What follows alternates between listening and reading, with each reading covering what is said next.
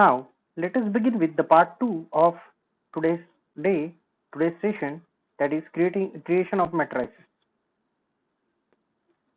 The learning objectives of part 2 are how to convert a data frame into a matrix, how to create a matrix from a single vector, and how to perform basic operations like matrix addition, multiplication, subtraction over a matrix. Note here that we'll be using the same captaincy data frame to perform various matrix related operation as well. So now, a matrix is a two-dimensional data structure in ARM programming. Few of you must be thinking that what is the substantial difference between a data frame and a matrix? So a data frame is basically a data structure wherein we can have multiple data types into one data structure.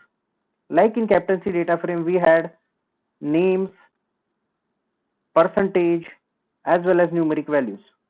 But a matrix will always have any one data structure, mostly numeric data types as an data inside it. So this is the main difference between a data frame and a matrix.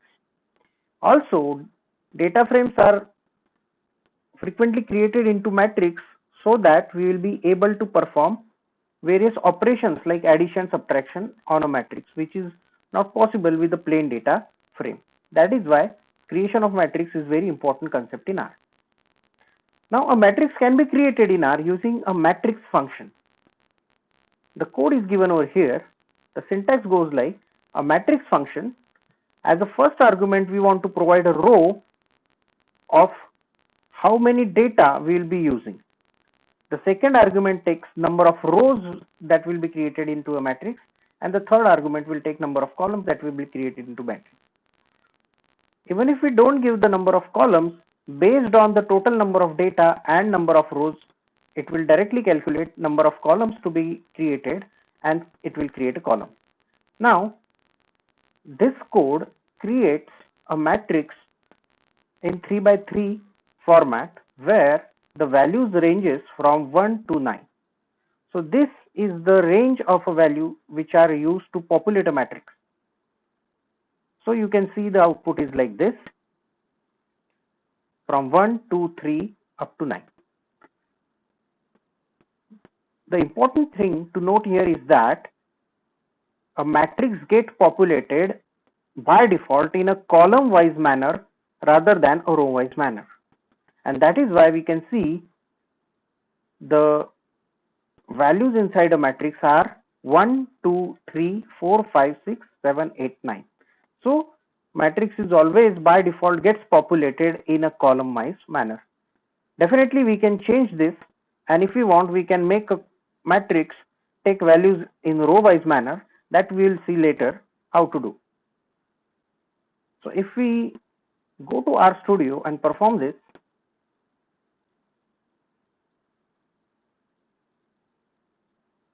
a matrix function with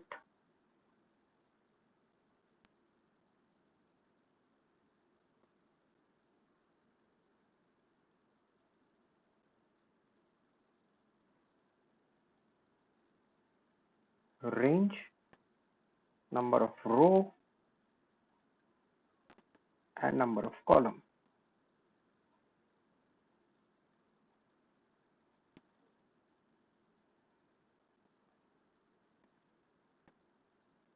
And if we run this, we'll get a matrix created with 3 rows and 3 columns and values ranging from 1 to 9 filled in the column wise manner.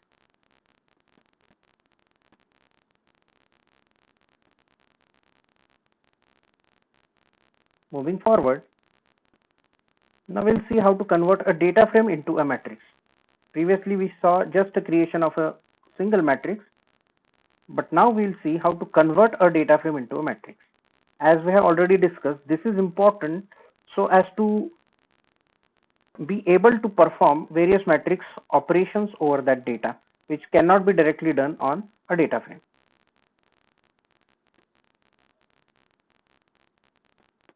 So we are using here ax.matrix functions to convert a data frame into a matrix.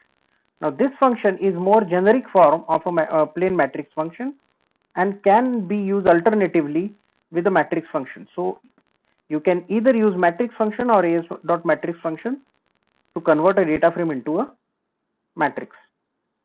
Now consider this example where we want to convert the first three rows of columns played, won and lost of the captaincy data frame into a matrix. If we give a thought to it, all the three columns played, won and lost have only numerical data, and that's why it can be converted into a matrix, as matrix can only have single data type values into it. Now to convert those three columns into a matrix, we first have to create a subset using either a subset function or directly given like this.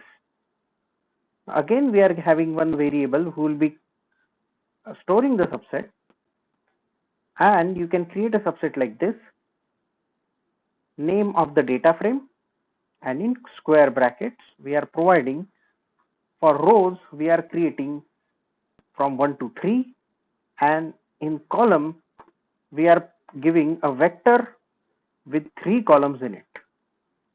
So same could have been done using a subset function, but subset function is more appropriate to be used when we want to have some condition into it. As we saw it in the last part, we had a condition that we want all those players with victory percentage more than 30. But here we don't have any condition to be specified. So rather than using a subset function, we can use this type of coding to generate a subset. So here in row, we are providing a range from 1 to 3. This means that there will be 3 rows that will be created, and it will have 3 columns played, won and lost. These 3 columns are provided as a vector. Now once this subset is been created with the name subdata, we can convert it into a matrix using as.matrix or simple matrix function as well. So this is done with a name to the matrix, that is matrix A, and as.matrix function, and as an argument to the function we are providing a subset which we have just extracted, that is a subdata, and the output will look like this. So let's perform the function on RStudio.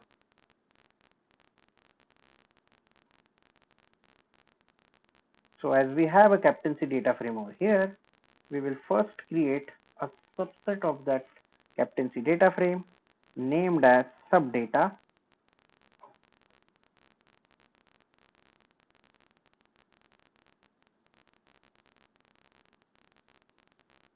subdata,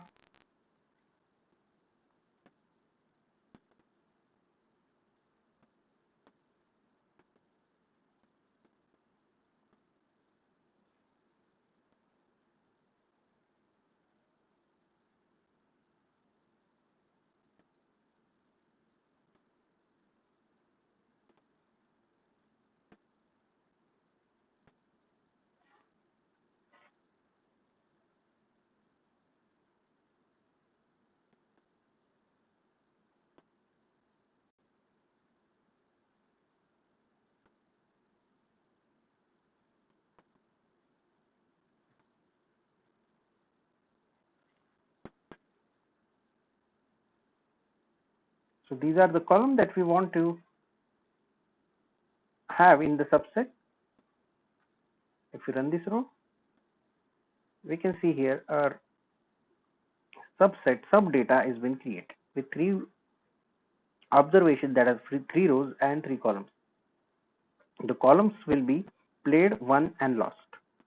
So now as we have our subdata, we can convert that into a matrix. So the matrix name and as.matrix function, and as an input to that matrix function we can provide the name of a data frame that we have just created. So if we run this, we can see that our matrix has been created, and if we want to look at that matrix, We can print it using a print function, matrix E.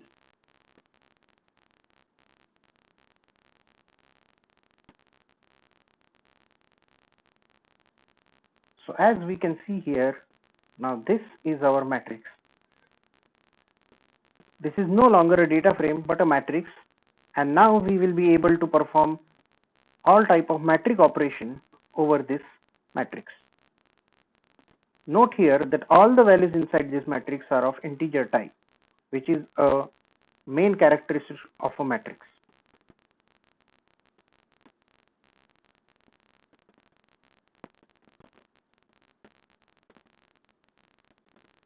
Now converting a vector into a matrix. Now as we know, the major difference between a vector and a matrix is that vector is always a single dimension data and matrix has always have two dimensions. So it has an extra dimension than a vector. But we can create a single dimension vector into a multi-dimension vector matrix format with following coding. Now you can see here there is a vector named as values with 9 values in it. To convert this single dimension vector into a matrix, we can use again a matrix function.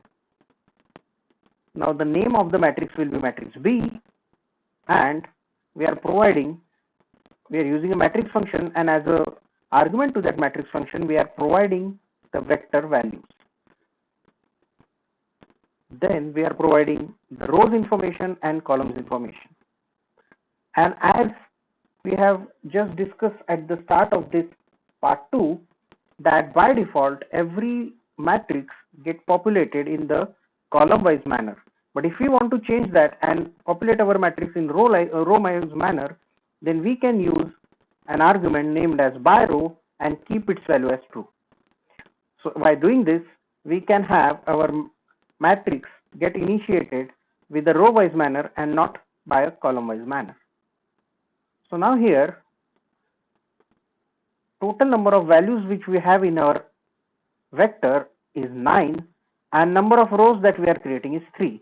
So even if we don't give this number of columns, we are ought to create 3 columns, so that will be taken directly. So this is an optional part. If we print the matrix, we are supposed to get an identity matrix like this. An identity matrix is a matrix whose diagonal elements are 1 and all the rest elements are 0. So now let's do it in RStudio. We have a vector named as values,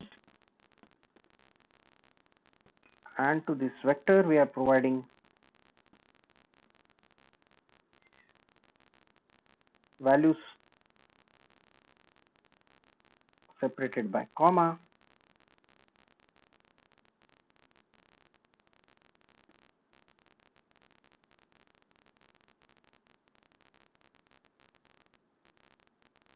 This is the vector which I have generated. Then we can convert this vector into a matrix. Let's call that matrix as matrix B and call a matrix function to convert the vector values in the matrix. We are keeping number of rows equal to 3, number of columns equal to 3, and as we want to have our matrix in a row wise manner, we can give by row equal to true.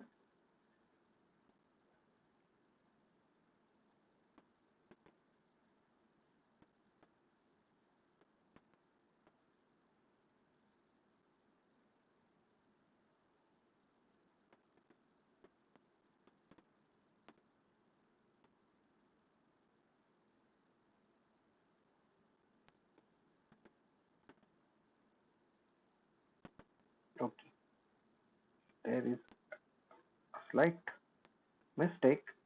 It should be n row and not n rows, and now we can convert it into a matrix. Now we can see the matrix has been generated. Now we can print it.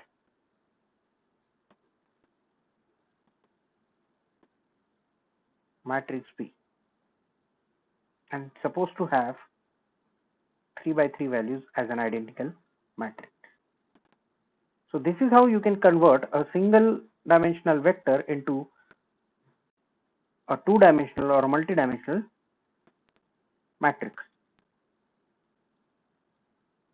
Now let us see what all operations can be performed on a matrix. So the basic operation includes all the arithmetic operations like addition, subtraction, multiplication. In multiplication we have two types, we'll look at them later. Let's have addition. So now, by now we have created two matrices, matrix A and matrix B, wherein matrix A is a subset of a captaincy data frame and matrix B is an identical matrix. So now addition of matrix can be done like this, the name of two matrices and between that and plus operation. So if we do it in RStudio, we have both the matrix ready, matrix A plus matrix B, and if we run this,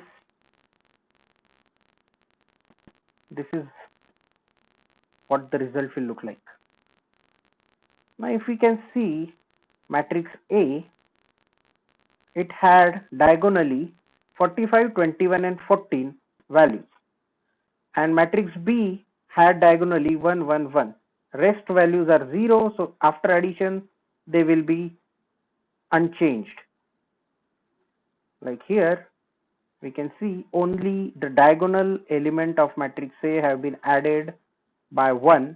Rest element have their values as same because those corresponding values from matrix B were 0.